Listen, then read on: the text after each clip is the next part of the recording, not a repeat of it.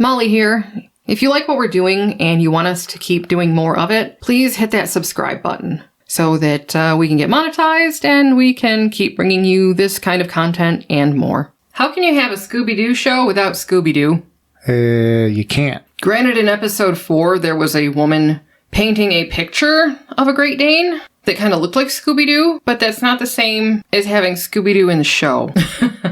Yes, Velma. You know, I've watched at least part of every iteration of Scooby-Doo, and this is by far the least faithful adaptation, because none of the others neglected to have Scooby-Doo in the show. There was that Nickelodeon, I think it was Nickelodeon, that live-action Velma and Daphne show, but as far as cartoons, I think this is the only one I've seen that doesn't have Scooby-Doo in it. All right, yeah, I'll give you that. When Daphne met Velma or whatever the hell that was really bad. I'm hoping that maybe what they've done now is just a bridge too far. That they finally attacked a property that meant too much to too many people. I mean, because this is a childhood institution in the United States, Scooby-Doo. Like, after a certain age, and to a certain age, I would assume, we all were exposed to Scooby-Doo when we were kids. Like, I would get home from school, I'd get off the bus, and Scooby-Doo would be on every day, because it was in syndication by then. I think I watched every iteration of Scooby-Doo in first run, but that just tells you how old I am.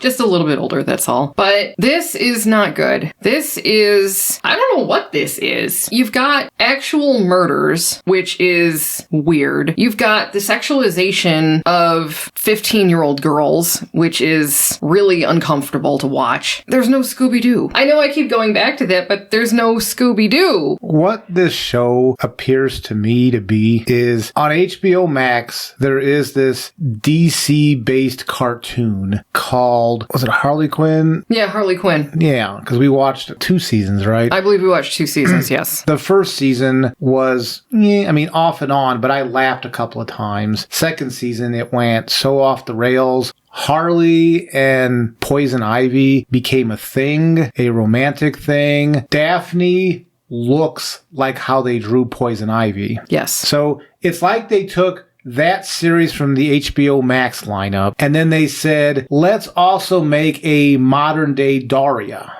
Mm-hmm. Because you could also make the argument that Velma is failing by the way, but trying with the Velma character to be that Daria character where she's quote unquote the sane one and making social commentary about everything happening around her, and Daphne is her Jane. So it's like they took those 2 animated ideas and they squished them together. I was talking to you as we were watching because I'm not 100% sure, but the hometown of the Mystery Incorporated gang was Coolsville up until Mystery Incorporated came out, the animation in 2010-ish. And I think there was one movie that had it based in Crystal Cove. Because the reason I'm saying that is this series here, Velma, is at Crystal Cove High. And it's just weird to me because only one iteration of Scooby-Doo that I'm aware of, and please feel free to correct me if I'm wrong, was based in Crystal Cove, and that was Mystery Incorporated. Yes. Because it feels to me like whoever made this show got some notes from somebody who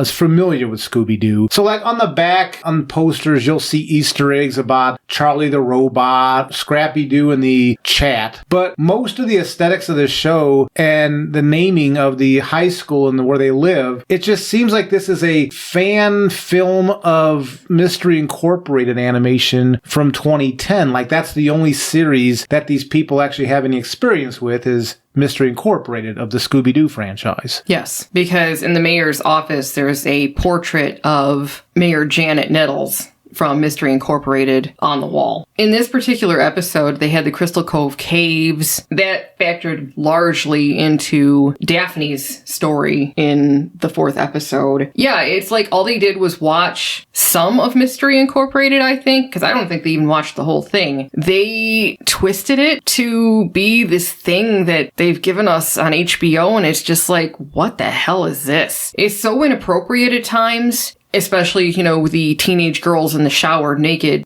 That was terrible.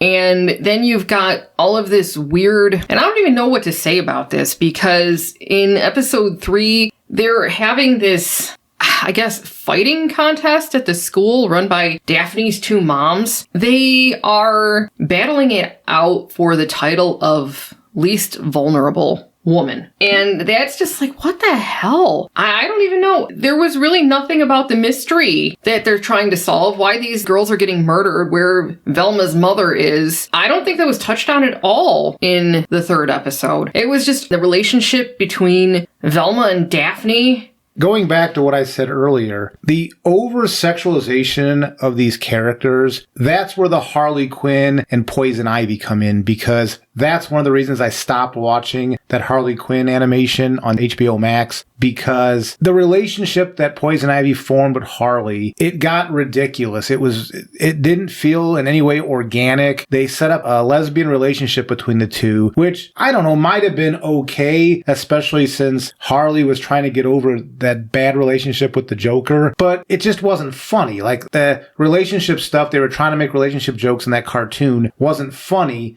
And when they were trying to do that in Velma, it really felt like I was watching that Harley Quinn. Even the art style is somewhat similar to the Harley Quinn show. I don't understand why they're over-sexualizing these 15-year-old, well, not just over-sexualizing 15 and 16-year-old girls. Why are you doing that? I don't understand why that's even funny. I mean, maybe if they were, I don't know, I'm not even going to say maybe anything. I don't know why they're doing that. The shower scene, I thought that was maybe a one-off. They were trying to get some quick joke in about how you've got to grab people's attention. Then sticking a bunch of 15 or 16-year-old girls in a shower scene with suds just covering them up, sexualizing them, like, oh, that's not great, but maybe that was a one and done. But no, they keep repeatedly sexualizing these girls. Yeah, in episode 4, Velma's father's girlfriend goes into labor, and she needs these kids to all move out of the way so that the ambulance can get to her. So Velma goes to the hot girls and asks them to do a sexy dance to get everybody to move. They eventually do the sexy dance, and Velma goes and does her thing and starts beating on people. But why are they sexualizing teenagers like that? I don't know. And then in the same episode, Velma is giving Fred a copy of The Feminine Mystique, which he reads. So then after that, he's attracted to Velma's inner strength. They were very conflicting messages that they were putting out in that episode. Because on the one hand, they're saying that, I don't even know what they were trying to say. Because they, at first, were trying to have Velma uggo these girls to protect them from the serial killer so they weren't hot anymore. First, she had to come up with a list of the 5 hottest girls because they would be the likely next targets of the serial killer. And of course, Velma refuses to do that because she doesn't want to use the male gaze to rank these girls. And secondly, because she's so hot for Daphne that she is unable to see anybody else. It's like, oh, okay, whatever. I mean, because that's just such a pile of crap. Anyway, so then she has Fred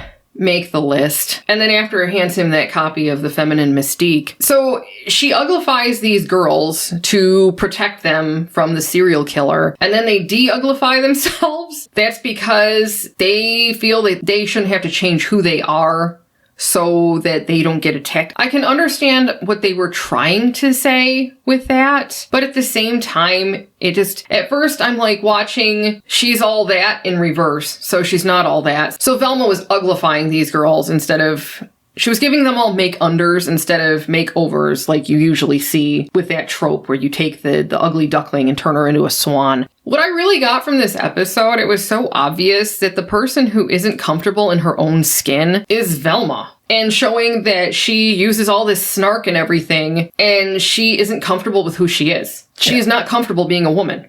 And they flat out told her that her definition of womanhood is actually more narrow than that of the hot girls. What got me with this, again, I made those comparisons to like going back to Daria, because I actually do believe that this show originally was supposed to be a modern retelling of Daria. Maybe not the franchise itself, but a Daria-like character, a teenage girl making observations about the world. Well, I know I'd seen a while back that they were saying that they were going to reboot Daria. Maybe they didn't get the green light to do that. Maybe that's what this actually is. But I noticed that like with the uglifying of those girls, and eventually Velma figured out that she wasn't going to do that, or she shouldn't do that, or the girls said, actually there was the girls said they weren't going to do that. That kind of reminded me, remember that Daria episode, because you showed me this episode a while back, where there was that poster that they drew of... Why don't you go ahead and explain that episode? Yeah, This is Daria, in the Daria episode of the 90s. They were forced to participate in some, I guess, public service poster contest at school. And Daria didn't want to participate in the first place, but they made her do it because she's a non-joiner and she needed to join things. Anyway, so she and Jane created this poster with this very attractive, very thin girl looking at herself in a mirror. And the caption was something about, she couldn't be thinner and because she throws up her dinner. I mean, it was about bulimia. So the school took the poster and changed the caption without Daria and Jane's consent into she couldn't be thinner because she pays attention to what she eats for dinner and she's a real winner. I mean, something like that. I don't remember the exact phrasing, but they turned it into a positive thing that she's taking care of her body and therefore she is just so attractive and just a winning person. Yeah, I mean, it feels like they took these two... And what did they do at the end of that episode with that picture after it was changed? Oh, after it was changed, Daria and Jane vandalized their own poster, as they had every right to do, in my opinion. So to me, that, back in the 90s, that's where Daria worked. Is she was making social commentary about things, and the series itself was demonstrating how everything around them was crazy. It's not that Daria didn't have her own problems, but just showing the insanity of high school, and then eventually I guess they stopped when they entered college or when Daria entered college. But it was essentially following a high school girl and just showing how life was just spun around for her. And that situation, there's a similar message that did present that Velma, I guess, could have been trying to present, but it was so just muddled. The message that Velma was giving, I don't even understand what the message was giving. The be proud of your body. Well, I think what it really was, and I think this is what they were trying to say, that those girls weren't dressing up the way that they were. They weren't looking hot and putting in all that effort for their appearance. They weren't doing that for the male gaze. They were doing that for themselves because that's how they felt comfortable. But the mystery that's going on with this series isn't about any sort of sexual assaulting, cutting out people's brain. Yes. That's why I don't understand. Like, that message would make sense if there was something related to that going on, but these women were being murdered and their brains were taken out. I don't understand how that's related to the male gaze. Well, yeah, especially when, the school said they were going to be giving these girls these self-defense lessons. And I believe it was Velma asked, well, are you going to give boys a don't attack women lessons? And they were told no, because it wasn't in the budget. Plus, the thing is, in my opinion, I mean, obviously we'll see where they go with this, but who says the serial killer is a boy? The reason I brought up the Daria episode, Daria, like when you mentioned are you going to give the men a lesson on not to attack women? Something snarky like that I could see Daria maybe doing, maybe not on edge like that, but I could see maybe her making a comment like that, just showing how they're spending their money in the wrong place here, if that's the message they were pushing. Yeah. But I don't understand what this show is doing at all, because then we haven't even spoke yet about the humor, or lack thereof. This is supposed to be a comedy. I laughed once in 4 episodes, and I'm not sure I should tell everybody what I laughed at. No, you shouldn't. Because I'm not sure it's politically correct. No. But I laughed one time in these 4 episodes. It was in the first episode, I believe. The joke that they made here, I think they were trying to make a joke about it, about when they were at that assembly in the school, and they were saying, we need to compose a list of these 5, hot girls are getting killed, as they called it. And then Velma was speaking up in the assembly, and they're like, well, don't worry about it. You don't have any worry about that. You're not hot. That reminded me of that Mystery Incorporated episode where you had that judge, that was the ghost, and the judge was going after racy women, I guess we'll call it. He met up with Velma a couple of times, and he would say something like, but not you, because you are untempting. You 3 women folk shall be judged! 3? What about me? You shall be spared. You are a model of purity, plain, wholesome, and untempting. And that actually was funny. The way it was presented was funny. What they were doing here, where they tried to make the exact same joke, which makes me wonder if they stole that joke from that episode. That's what I was assuming. But it wasn't funny. The delivery wasn't any good. None of this was any good. Well, it didn't work in this instance because in that Mystery Incorporated episode, what would happen would be that, say, for instance, you have a guy and a girl in a car at makeout point, and their car is attacked by this judge who's judging them. And then this soccer player runs up to the car in the middle of the attack and saves the girl. Then she is dating him after that. And it turns out that the judge was actually his friend. They were doing this in tandem, these two soccer players. To get women. Yes, to get women. And, so that was a much different scenario than what they were putting forth in Velma. In Mystery Incorporated, that worked because everybody was looking at these two soccer players who were unattractive and dorky, drawn that way and portrayed that way. So I'm not saying that, to say anything about men. I'm just saying that that's how they were portrayed in the episode. Everybody in school was looking at it like, how is he with that really hot chick? And then it turned out that he and his friend were using that judge thing to basically pick up chicks. And it was working. And that was actually funny. And every time it would come across Velma, you are wholesome and untempting. I mean, it was really funny. This was not. Velma was not. But they made basically the same joke, and it wasn't funny. And that's what I'm saying is, I laughed one time in 4 episodes, and it wasn't even like a big laugh. It was just kind of a chuckle. And that's it. For 4 episodes, nothing else was funny. Yeah. At all. And I know a lot of people on YouTube are blaming Mindy for the entirety of the problem here. But I watched all 4 episodes, including the credits afterwards. I didn't see Mindy Kaling's name as a writer. She was an executive producer and the voice of Velma.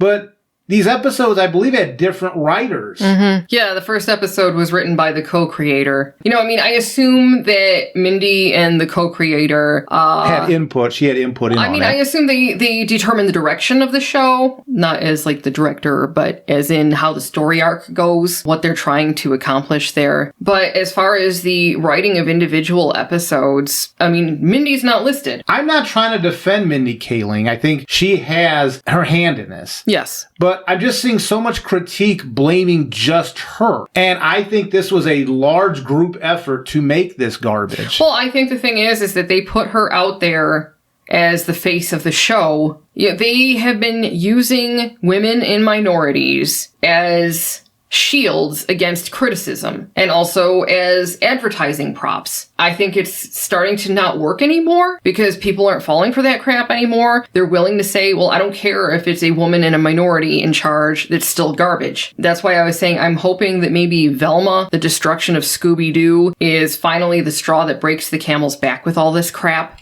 All of these horrible reboots that bear very little resemblance to the original. Usually we're told that we're just being big babies. Well, guess what? Now everybody has to put up with this shit because we all watched this when we were young. All of us who are Americans of a certain age, everybody saw Scooby-Doo when they were a kid. Well, look what they've done to it now. Y'all happy now? We were trying to warn you guys what they were doing to all these different properties, and until it happened to you, you didn't give a shit. Well, here we are now. So I'm hoping that this is the end of this crap. I can't even tell people not to watch this.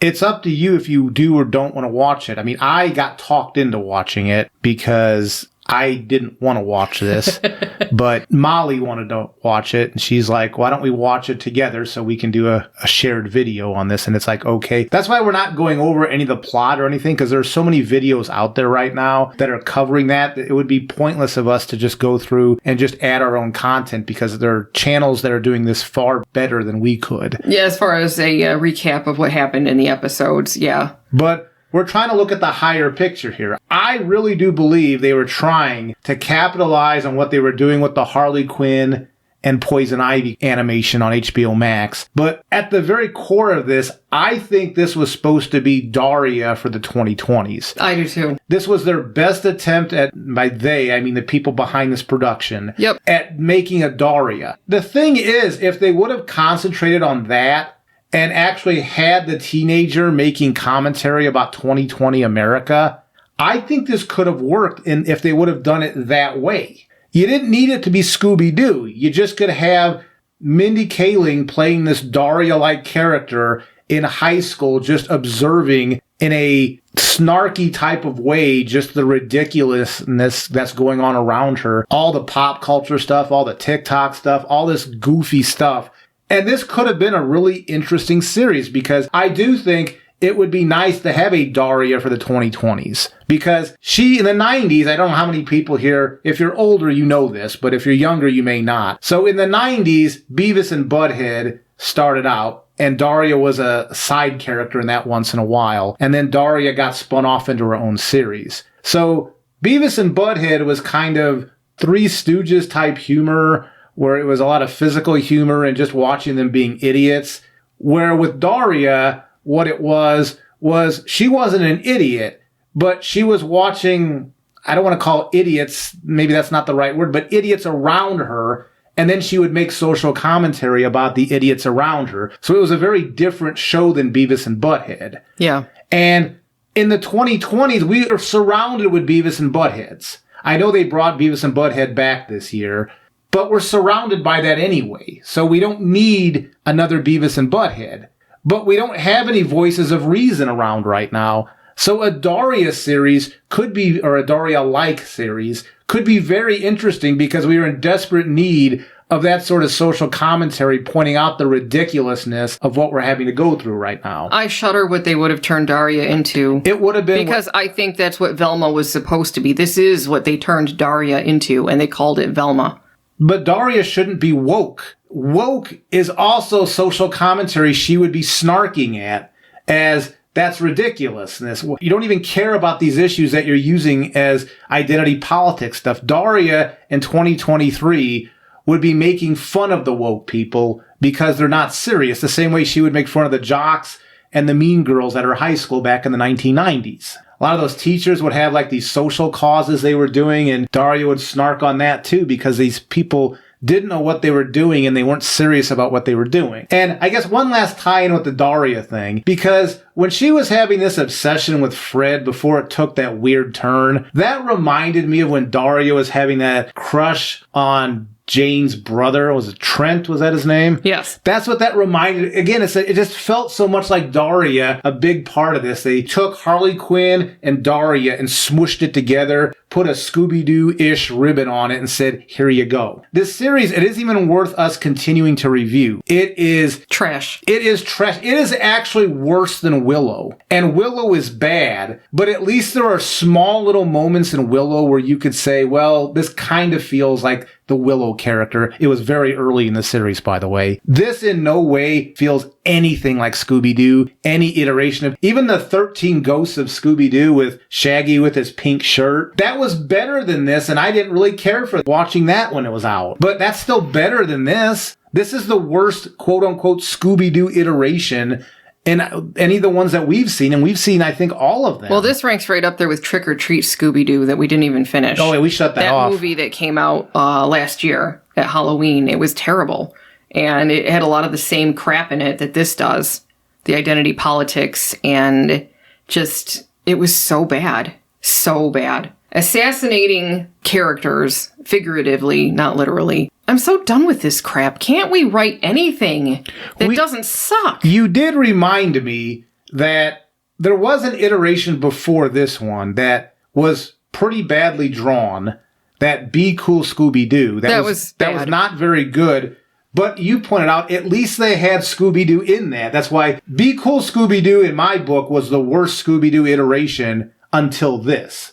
Now, Velma's the worst with Be Cool Scooby-Doo, the second worst Scooby-Doo iteration, because as you pointed out, the tiebreaker is at least that one had Scooby-Doo in it, and this one does not. Yeah, I mean, especially if you use the movies as a separate category, because obviously that Trick or Treat Scooby-Doo ranks right up there with Velma. I guess I'm just in awe of how shitty Velma actually is. I'm so glad that there are so many people saying that this is terrible. I have not seen a positive review of Velma. I don't mean like on Rotten Tomatoes, because there's a couple of reviewers giving positive. I mean, when I look on YouTube, I have not seen a single positive review. No. And so that's got to say something, because the reason I'm talking about this, and I'm the old man, is I grew up watching the original iteration of Scooby-Doo, even though I don't actively watch it anymore, because I think Mystery Incorporated was the last time I watched it regularly, because if you haven't watched that, Mystery Incorporated is a little bit different spin on Scooby-Doo, but they still respect, I think, the continuity in the characters. They just put a little bit different spin on it. But that's the last time we enjoyed it. That was serialized, like modern television is now. I would highly recommend, if you're into animations of like this, of Scooby-Doo, to watch Mystery Incorporated, because that was actually a pretty decent for a cartoon series. It was.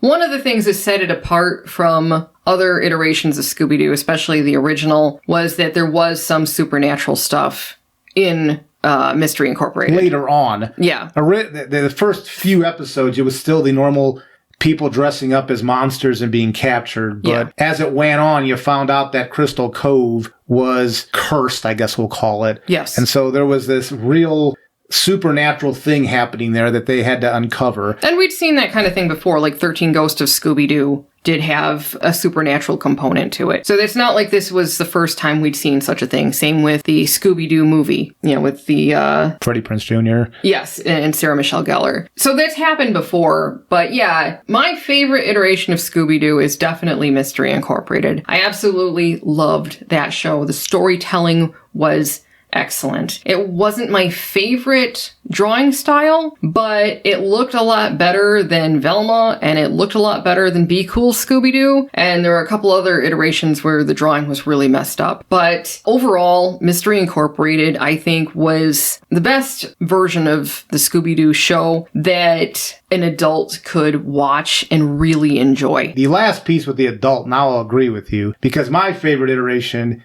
is Scooby-Doo, Where Are You? The original. Yeah. The first season, because that second season, you started seeing where they were going with those 70s iterations that weren't so good. Yeah. But Scooby-Doo, Where Are You? Season 1 is my favorite, but then Mystery Incorporated is like number 2 for me. Yeah. But if you put like what could work for an adult, I would probably lean toward Mystery Incorporated myself, but I still have a little kid inside of me, so I still like Scooby-Doo, Where Are You? Yeah, and What's New Scooby-Doo, that was also a fun iteration. I enjoyed that. That one was a little bit more grown up than Early 2000s, the original. wasn't it? Yeah, and Simple Plan did the theme song for What's New Scooby-Doo. That actually was pretty popular at the time. If you missed it, it's definitely worth it if you're a Simple Plan fan. And there are many of the direct-to-streaming, I guess now, direct-to-DVD or VHS back in the day. But there were a lot of Scooby-Doo movies that are really enjoyable. It's like Scooby-Doo and the Loch Ness Monster. Zombie Island, I think, was one too. Scooby-Doo and Zombie Island. I mean, there are a number of them that I thought were really well done. So, I mean, there's so much out there as far as if you're a Scooby-Doo fan. And if you haven't seen everything, go out and look for it. I think HBO Max has a lot of the stuff. Not all of it, though, I've noticed. Boomerang has quite a bit as well, but you might have to just do a good old-fashioned Google search to see about finding a list of all of the direct-to-streaming movies and go from there, because I haven't seen anywhere that actually has everything in one place. For the TV series, I believe HBO Max has both Mystery Incorporated and Scooby-Doo, Where Are You? So at least those two, you can go to HBO Max. I think Boomerang has them too. They used to, yeah. I don't know if they still do, yeah, we don't but have they Boomerang did anymore.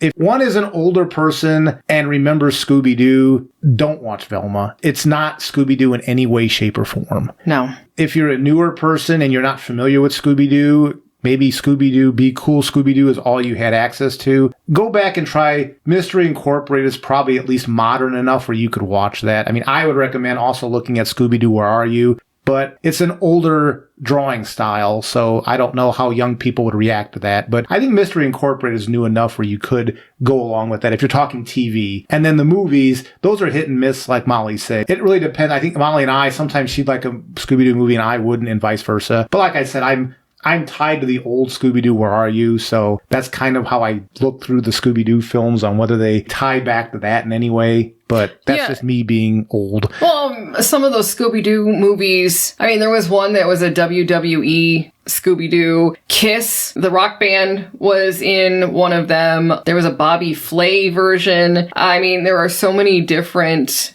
styles to choose from. It's like one where Shaggy turns out to be a descendant of some, notorious cowboy, and they're at a ranch. I mean, so many different things. So you really just have to look and see what's available and just check it out, because there are so many different things that I think you'll find at least one that you will like. Yeah, there's such a variety of their different variations of Scooby-Doo. You're going to find one in those movies, or even the TV series, that you're going to connect with. It's just so sad that for 2023, this is what they're giving people for Scooby-Doo now. And going beyond just it being a horrible show, this was still one of those properties that they hired people that you could tell don't like the property. And I don't understand why they keep doing this in Hollywood. They keep hiring people that don't like the property. I mean, I've had many videos. The people who are running Star Trek right now at CBS, you can tell they not only do not like Star Trek, but they actively hate Star Trek. And they don't understand it. Kathleen Kennedy, you can tell, hates Star Wars. Oh, yeah. I think Paul Feig hated Ghostbusters. They keep hiring people that hate these properties, and I don't understand why. It's almost like when we were watching the Velma stuff, we were making a joke about, man, these writers must really hate their job right now. They're using this as a stepping stone to get some resume so that they can try to get a job that they want. Because you can tell they don't like the property at all. I mean, at the very least, they have no respect for the property that they are currently working on. And I'm catching active hatred with what they're doing, but maybe that's just me. Well, I mean, that's a distinct possibility. If nothing else, they don't care about twisting it into something that they want to do. I'm so tired of that. I mean, if you're not happy writing for a certain show, then don't.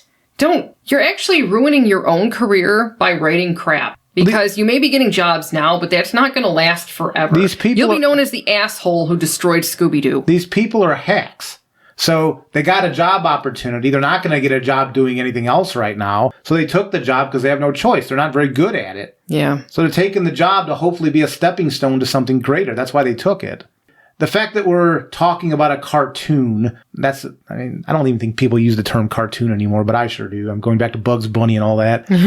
It's embarrassing that we're talking about Velma, and everybody on the net is talking about Velma right now. This could have been, if they would have not put the Scooby-Doo spin on it and made it a Daria series like I think it was intended, it could have worked, but like you pointed out a little bit ago, with these writers, probably not. Because the commentary they would be pointing out is incels and probably pointing out all these hateful filled things instead of just pointing out the insanity that's going on right now. Mm-hmm. And so, this probably couldn't have worked even if they went Daria, because not with these writers. They have no ability to actually look and critique what's going on right now in pop culture. Yeah, because the whole thing about Daria was that she was an observer of what went on around her. She wasn't a joiner. She wasn't part of any of these groups. She was an outsider. Being an outsider allowed her to look at what was going on and be objective about it. Right now, I don't think any of these writers are capable of stepping back and being objective.